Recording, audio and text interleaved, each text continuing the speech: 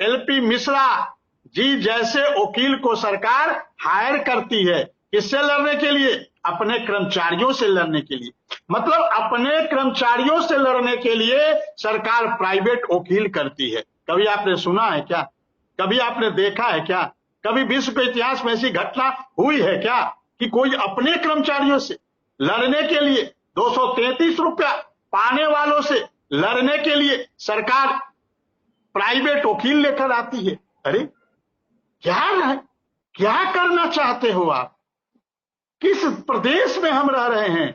किस देश में रह रहे हैं? क्या विडंबना है इस देश की? कहां संविधान है इस देश का कि अपने कर्मचारियों से लड़ने के लिए सरकार सुप्रीम, उसके बाद डबल बेंच भी आदेश देता है। और कोर्ट पे हम तो जब से कोर्ट पे गए सर, भरोसा बना है। हमें याद है 12 मई 2022 को पहली बार मैं इलाहाबाद हाई कोर्ट में पहुंचा था और लगातार 12 डेट लगी। 8 सितंबर को हमारा केस रिजर्व हुआ, 8 सितंबर 2022 को, और उसके 3 महीने के अंदर 2 दिसंबर 2022 को फैसला आया, अनुदेशकों के पक्ष में आया। हालांकि थोड़ी बहुत कमी रह गई उसमें, न जाने कौन सी परिस्थितियां थी कि कुछ कमी रह गई, टिल डेट का फैसला नहीं आया।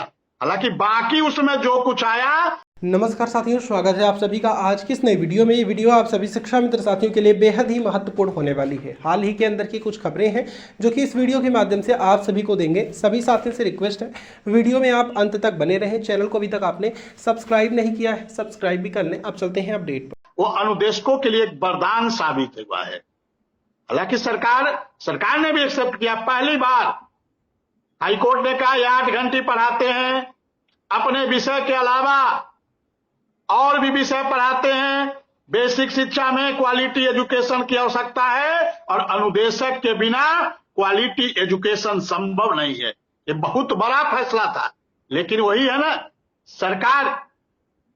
सरकार ऐसी सरकार को समझ में नहीं आती है कि अनुदेशकों के बिना क्वालिटी एजुकेशन संभव नहीं है। ये हम नहीं कह रहे हैं, ये राजेश बिंदल जी और जे मुनीर की बेंच ने कहा था कि अनुदेशकों के बिना क्वालिटी एजुकेशन संभव नहीं है।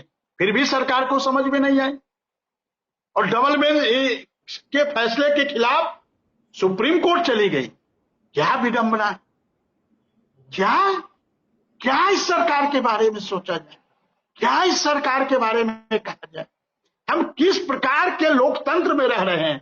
कहां है देश का संविधान कि 300 रुपया पाने वालों से सरकार लड़ने के लिए सुप्रीम कोर्ट में चली जाती है और सुप्रीम कोर्ट में भी मुंह खाती है सरकार।